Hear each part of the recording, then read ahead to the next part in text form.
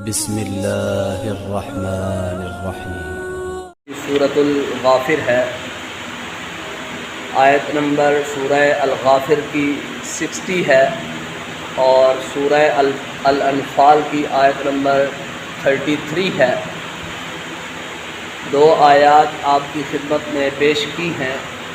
آپ نے سننے کی سعادت حاصل کی، میں نے سنانے کی سعادت حاصل کی ہے۔ اللہ کے دربار میں دعا گو ہوں کہ مالک کائنات مجھے ان دو آیات کی روشنی میں حق و صداقت پر مبنی گفتگو کرنے کی توفیق عطا فرمائے۔ سننے اور سنانے کے بعد رب ذوالجلال والاکرام ہمارے اس خطبہ جمعہ کو ہمارے لیے باعث نجات، باعث رحمت، باعث مغفرت بنائے، اور جو کچھ سنایا جائے اس کو ہمیں اپنی زندگی میں لانے کی توفیق عطا فرمائے۔ عزیزان محترم، اللہ تبارک و تعالی نے گزشتہ خطبہ جمعہ میں نے عرض کیا تھا کہ 4 اللہ نے ہمیں اعمال بتائے ہیں۔ 4 اعمال کرو، ان 4 کے بدلے میں 4 میری طرف سے وعدے ہوں گے۔ آپ 4 اعمال سر انجام دو، ان 4 اعمال کے بدلے میں اللہ آپ کو عزتیں عطا کروں گا۔ میں اللہ آپ کو ان 4 اعمال پر ان کا بدل عطا کروں گا۔ آپ وہ 4 اعمال سر انجام دو، میں اللہ ان پر تمہیں اجر عظیم اور اجر کثیر کی نوید سناتا ہوں۔ تو مالک کائنات نے وہ 4 اعمال ہم سے تقاضا کیا ہے کہ یہ 4 اعمال تم کرو۔ آئیے وہ 4 اعمال 2 گزشتہ خطبہ جمعہ میں نے بتائے، ان عارضی طور پر مختصراً پھر ایک مرتبہ ان کی ریویژن کر دیتا ہوں، آپ کو سنا دیتا ہوں، تاکہ ان پچھلے اعمال کو اور آج جو 2 اعمال میں بتانے والا ہوں، دونوں کا پچھلے خطبہ جمعہ کے اور آج کے 2 جو ہوں گے ان دونوں کا آپس میں اتصال ہو جائے گا، یاد رہ جائیں گے۔ اس لیے پہلے گزشتہ خطبہ جمعہ والے مختصراً سماعت فرما لیں۔ اللہ پاک نے حکم دیا لئن شکرتم، میرا شکر ادا کرو۔ اللہ اس پر ملے گا کیا؟ اللہ پاک فرماتے ہیں لأزیدنکم، جس کام میں، جس عمل میں، جس خیر میں، جس چیز میں بھی تو میرا شکر ادا کرے گا، میں لأزیدنکم، اس میں برکتیں عطا کر دوں گا۔ نمبر 1 وعدہ لئن شکرتم، اللہ کے دربار میں شکر گزار بن جاؤ۔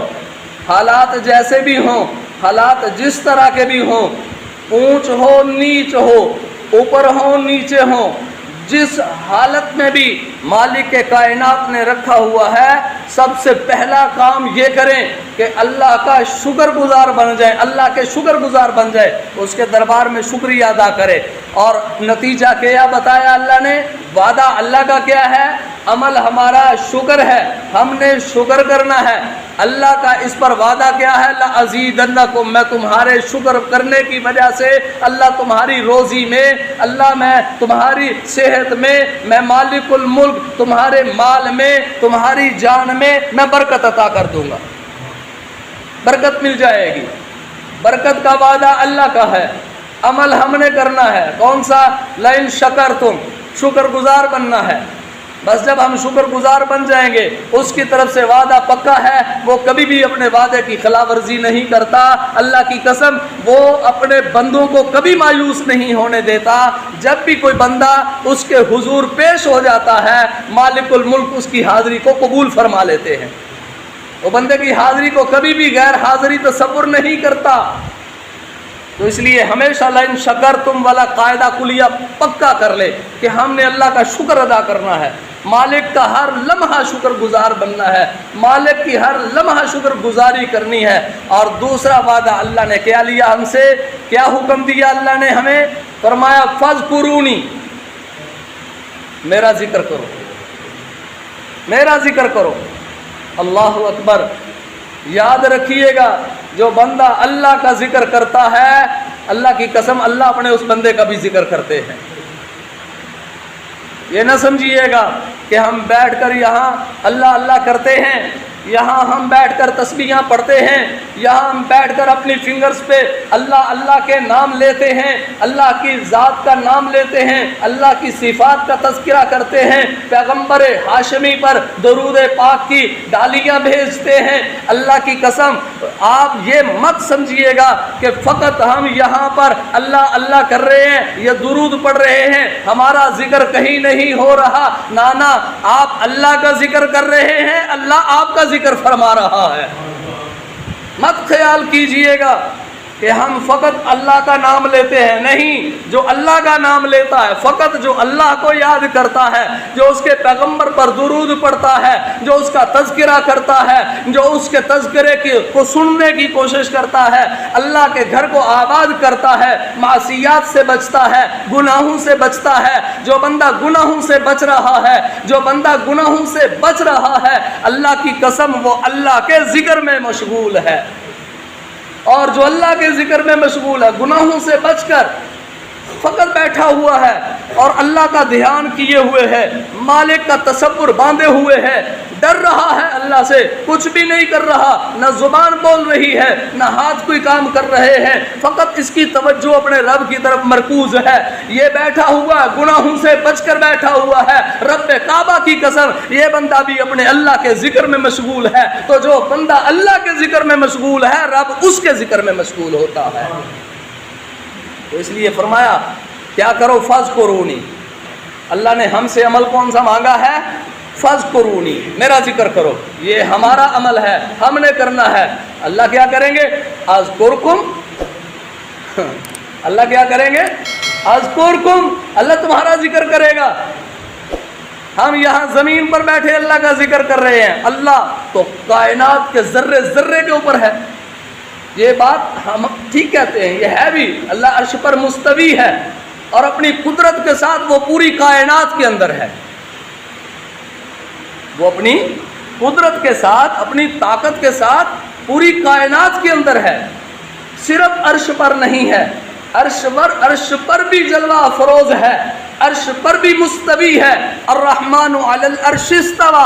لیکن میں اور آپ یہ کیفیت نہیں جانتے کہ مالک الملک عرش پر کس انداز میں بیٹھا ہوا ہے، اللہ کس انداز میں مستوی ہے عرش پر۔ بس ہمارا ایمان ہے، ہمارا یقین ہے، اللہ نے ہمیں بتا دیا ہے، اس کی آگے حیت نہیں بتائی کہ عرش پر کیسے بیٹھا ہے، بس ہم اتنا جانتے ہیں کہ وہ عرش پر مستوی ہے اور وہ اپنی طاقت کے ساتھ کل کائنات کے اندر ہے۔ تو جب وہ اپنی طاقت کے ساتھ کل کائنات میں ہے، جب وہ اپنی قدرت کے ساتھ کل کائنات کے اندر ہے، تو یاد رکھیے گا جیسے آپ یہاں پر اللہ کا ذکر کر رہے ہیں، اللہ تو کل کائنات میں ہے، تو اپنی قدرت اور اپنی طاقت کے ساتھ آپ کا ذکر بھی کل کائنات میں ہو رہا ہے۔ اور وہ ذکر کرنے والا کون ہے؟ وہ اللہ ہے۔ کبھی فرشتوں کی محفل میں، کبھی کسی انداز میں۔ تو اس لیے ہمیں حکم ہے فاذکرونی، اللہ کا ذکر کرو۔ بس جو اللہ کا ذکر کرتا ہے اللہ اس کا ذکر کرتے ہیں۔ اس لیے دو باتیں ہو گئی، یہ گزشتہ خطبہ جمعہ میں گزر چکی ہیں، ان پر فضیلتیں بھی بڑی ہیں، بڑی فضیلتیں ہیں، میں اس طرف نہیں اب جاؤں گا۔ آئیے تیسرا وعدہ، اللہ اکبر، بڑا خوبصورت وعدہ ہے اللہ کا، بڑا خوبصورت وعدہ ہے میرے بھائیوں، آپ کے دل مطمئن ہو جائیں گے۔ اللہ نے یہ بالکل نہیں کہیں بھی کہا، یا رسول پاک صلی اللہ علیہ وسلم نے بالکل بھی کہیں یہ بات نہیں فرمائی، جاؤ پوری دنیا کے اندر چلے جاؤ، چکر کاٹ لو، جہاں جہاں پر بھی ذخیرہ احادیث ہیں ان کو چھان لو، ان کو کھنگال لو اور ان کے اندر برگردانی کر کے غوطہ زن ہو کر احادیث کے ذخیرے سے کوئی حدیث ڈھونڈ کے لے آؤ کہ رب تعالیٰ نے فرمایا ہو کہ صرف میں دعائیں مکے میں قبول کروں گا، یا یہ فرمایا ہو کہ میں مدینے والوں کی دعائیں قبول کروں گا، یہ فرمایا ہو کہ میں صرف عرب والوں کی دعائیں قبول کروں گا۔ یا یہ فرمایا ہو مالک کائنات نے کہ میں صرف عجم والوں کی دعاؤں کو قبول کروں گا، یا میں لاہور والوں کی دعاؤں کو قبول کروں گا، افغانستان والوں کی، انگلستان والوں کی، ہندوستان والوں کی، پاکستان والوں کی، ترکمانستان والوں کی، ازبکستان والوں کی، تاجکستان والوں کی دعائیں قبول کروں گا؟ نہیں، یہ نہیں کہا کہ میں مغربی ممالک کی دعاؤں کو قبول کروں گا، یا میں مشرقی ممالک کے لوگوں کی دعاؤں کو قبول کروں گا، یا میں شمالن یا جنوبن والوں کی دعاؤں کو قبول کروں گا۔ مالک کائنات نے ایسا کوئی حکم نہیں بھیجا۔ میرے بھائیوں خوش ہو جاؤ، رب تعالی نے صرف اور صرف یہ کہا ہے ادعونی استجب لکم، میرے بندے مجھے پکار، استجب لکم، میں تیری پکار کو قبول کروں گا۔ آپ بتائیں یہاں کہیں اللہ نے بتایا ہو کہ اس کی کروں گا اس کی نہیں کروں گا؟ ہاں یہ بتایا ہوا ہے، یہ بتایا ہوا، حلال کھانے، حلال پہننے، حلال پینے والے کی دعا کو قبول کروں گا۔ حرام کے قریب جانے والا جو ہوگا، جس نے ایک ذرہ بھی حرام کا کھا لیا، پہن لیا یا پی لیا، تو دعائیں قبول نہیں ہوں گی۔ اس لیے عزیزان محترم، اس کے علاوہ مالک کا وعدہ ہے میرے بندو ادعونی، بس مجھے پکارو۔ حدیث پاک میں آتا ہے میرے بھائیوں، رحمت دو عالم صلی اللہ علیہ وسلم نے فرمایا مومن کی دعا اللہ کبھی بھی رد نہیں کرتا۔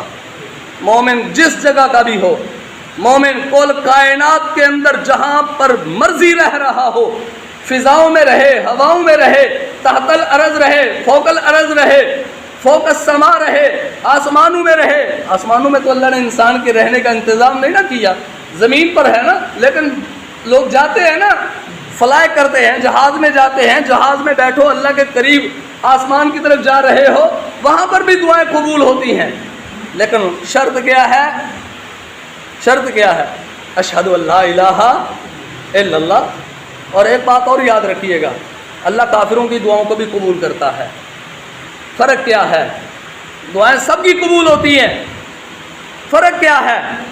مومن کی دعا کو اللہ دنیا میں بھی اس کے لیے اجر بنا دیتا ہے، آخرت میں بھی اس کے لیے اجر بنا دیتا ہے، اور کافر کے لیے دعا اس کی قبول ہوتی ہے، فقط دنیا کے اندر اس کو اجر مل جاتا ہے، آخرت میں اس کا کچھ حصہ باقی نہیں رہتا۔ بس یہ فرق ہے مومن اور کافر کی دعا کا۔ اللہ سب کی سنتا ہے، وہ کہتا مجھے پکارو تو صحیح۔ اور مومن کی شان ہے، وہ کیسے پکارتا ہے؟ ایک تو یہ کہ اللہ کا حکم ہے کیا؟ ادعونی استجب لکم،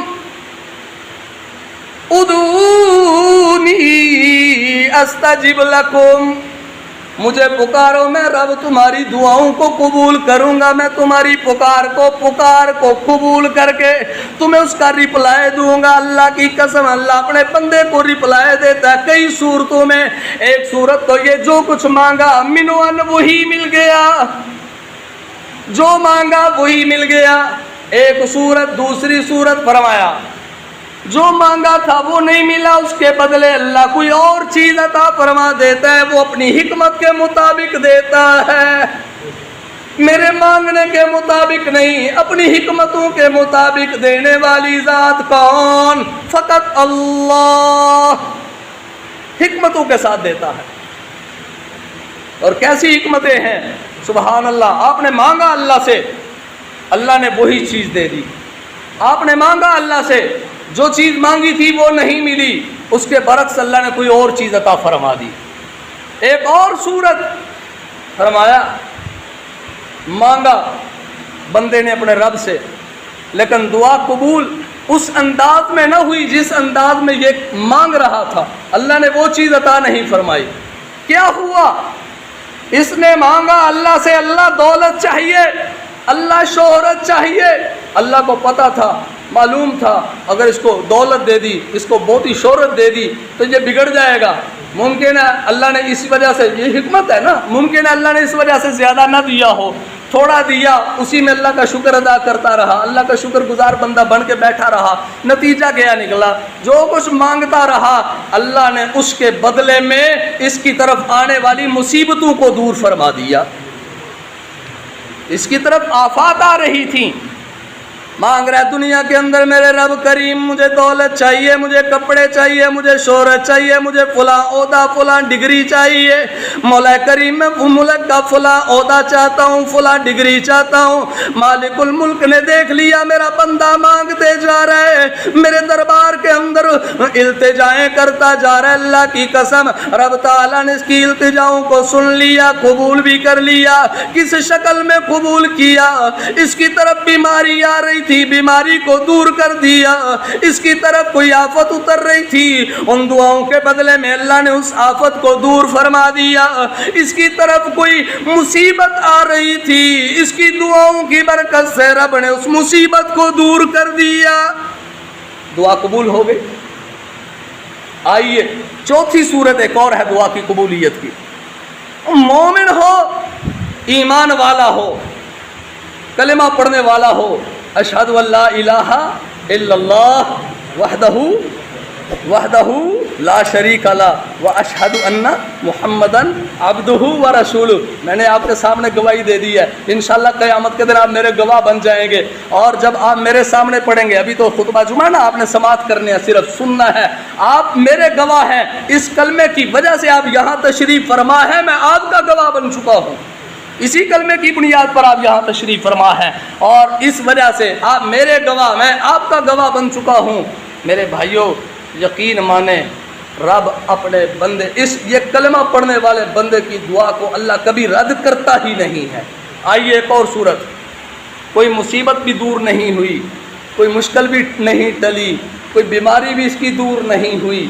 ठीक है, दुआ मांगी थी इसने, या अल्लाह मुझे फला चीज़ चाहिए, अल्लाह ने नहीं दी। अल्लाह ने अपनी हिकमत के मुताबिक देनी है। रब ताला की कसम, मेरे पाक पैगंबर अलैहिस्सलाम का फरमान है, फरमाया इस बंदे ने जो कुछ भी मांगा दुनिया से, दुनिया के अंदर रहते हुए जितनी भी दुआएं मांगी, अल्लाह तबारक व तआला उन दुआओं को संभाल रहा है, जिनका बदला इसको दुनिया में नहीं मिला। एक बात और याद रखिएगा, जिनका बदला दुनिया में अल्लाह ने अता कर दिया, उनका बदला अल्लाह ने आखिरत में भी अता करना है, उनका भी बदला मिलेगा। लेकिन एक और बात समझ लीजिए, फरमाया कि अपने रब से दुआ मांगता रहा, अपने रब से दुआ करता रहा, दुनिया में इसको इसकी चाहत के मुताबिक कोई ऐसी चीज़ थी जो न मिली, कल क़यामत का दिन होगा, रब का दरबार लगा हुआ होगा, अमाल नामा मिल रहा होगा, अचानक से अमाल नामे में कुछ इजाफा होगा, ये बंदा सोचने पे मजबूर हो जाएगा, मेरे मालिक ये वाला अमल तो मैंने किया ही नहीं, मेरा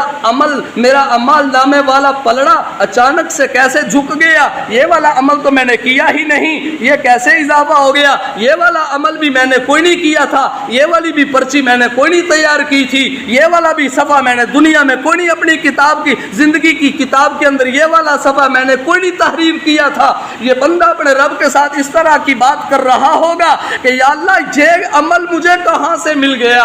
अल्लाह पाक फरमाएंगे मेरे बंदे दुनिया के अंदर तुम वो फला मौके पर फला मौके पर फला मौके पर फला शहर में फला बस्ती में फला कस्बे में फला गली में फला घर में फला मस्जिद में तू बैठकर मुझसे दुआ कर रहा था, वो दुआएं तेरी मैंने दुनिया में कबूल नहीं की थी, आखिरत के लिए ज़ख़ीरा बना के रख दिया था, वो मैंने तेरी आखिरत का ज़ख़ीरा बना दिया, ये वो दुआएं हैं तेरी।